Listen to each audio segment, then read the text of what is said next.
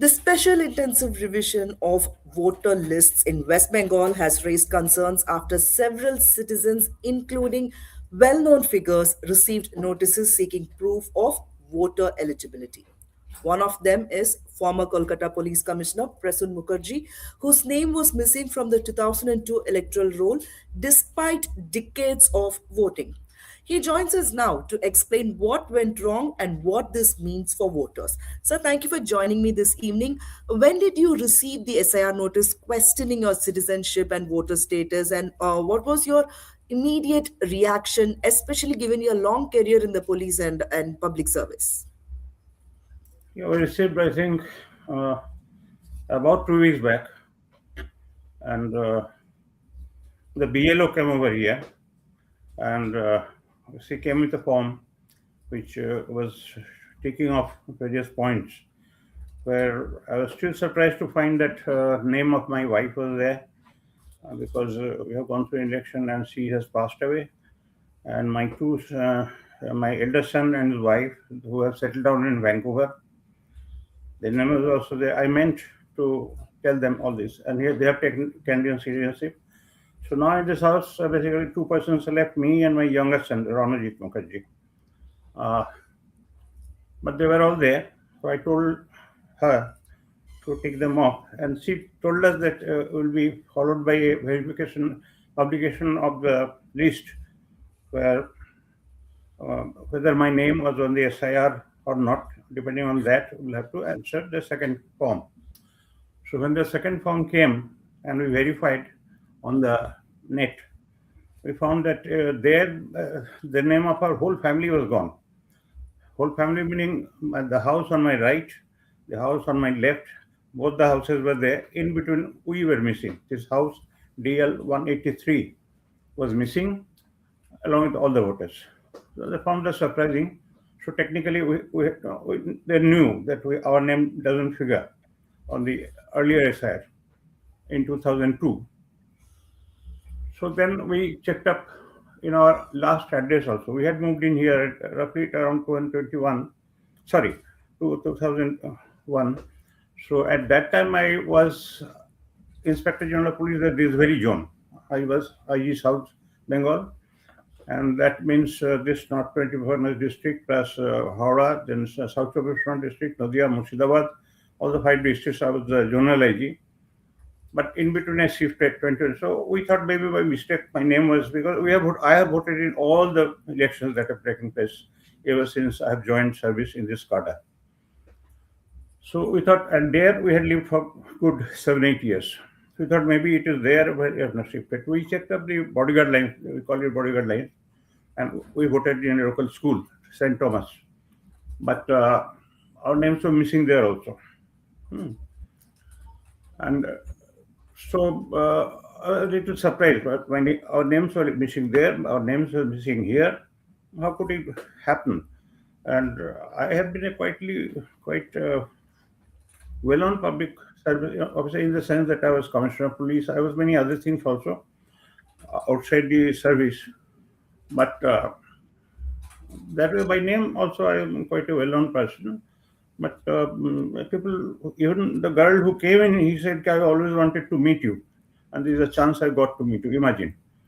So that's how, but the names were not there. We felt surprised and bad, frankly speaking. That's all. Okay. So you say that your name, pardon me, your name was missing from both the bodyguard lines and Salt Lake voters list in 2002. So, from your understanding of the system, how could a serving senior IPS officer's name disappear from all electoral rolls in a single year? Particularly the 2002 SIR, because after that we have voted, so names were on the voters list. After that it came back. How did it come back? How did it go off? I do not know. But it is a surprise if SIR done. Must have happened to our family or house also. And since I was in service at that time, there are more staff here, around here. So somebody or other would have been there. It is not that the house is left vacant and we have all gone away. It cannot happen. The house is staying here, so naturally people would be around. So, so you have voted in every election since then.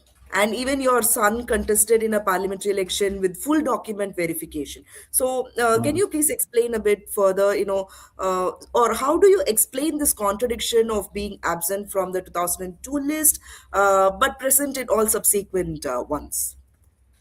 No, I do not have to explain anything. It's for the enumerators who have to explain. Somebody there made the mistake. We have nothing to explain. We have been around, and as elections came, notices came to our place. We went over. Even when I was in service, I have voted since 1976, all the elections. And every time my name was there, we got myself enumerated, and then we joined. And after that, obviously, the next one would be there, so my name would have been obviated from there. So this case, I find we have nothing to explain. The enumerators themselves and should ask themselves, "Okay, how could these names be missed?" Okay. So, even your son Ranajit Mukherjee, who contested the 2019 parliamentary elections, had his credentials and citizenship formally verified as part of the mandatory election process. So, he also has now received a similar notice. So, what does this say about the credibility and consistency of the verification process, especially when the same documents were accepted earlier? You see, I have been a government officer, so I wouldn't like to comment on the credibility of something about a national institution. That is for them to decide. But I can only point out the facts from my side. I can't go beyond that. But I am really surprised that, as you said, Nisha, that my son, he contested the parliamentary elections from Bardwan, and both of us know that it is a very tough process to submit your. There are various processes when you submit your application for joining, and then scrutiny during the scrutiny period. Every small thing is again and again, even spellings and this and that thing, and so many candidates are thrown out at that time. So every candidate has to be very clear, including their financial these things, and everything has to be on paper and affidavit. And this is a very difficult year process. And that's why you see national leaders going into 10 supporters. Each one of them submitted proposal, so that if this one does not work, the other one maybe will work. Even they feel not feel confident to go by simply themselves and carrying one person with them. Go around with 10 persons. So because why? Because they think they know that this process is very yeah, at the slightest mistake, your name can be taken out. So he has gone through that test and appeared as a contested as a parliamentary election, and it's very surprising, frankly speaking, for me also, knowing that I have got nothing to do with politics, but I myself, knowing all these things I've gone through, I also know the election process very closely, having arranged for many elections from the police point of view. We know how does it happen. We work very closely with them. So that's very surprising. He is more surprised than I am. Okay. So, do you believe the current verification process places an unfair burden on citizens, particularly ordinary people, when even eminent personalities and senior public servants like you are being asked to prove their eligibility as voters? Yes, it for a normal person, it will be 100% more difficult if we sometimes don't have actually every record. Sometimes the other card goes missing. We find it after 1 month, placed it somewhere, this thing, that thing. And they have to, suppose people in the villages, what happens during a flood situation, everybody is pell-mell, they run out of their house and they're told to come out and they don't come out. And at the last moment, when see the danger, they pell-mell leave the house and go away, taking their first reaction is take their cash or something and their cattle. They don't want to leave the cattle. At that time, who thinks about the papers and this kind of papers in a rural area?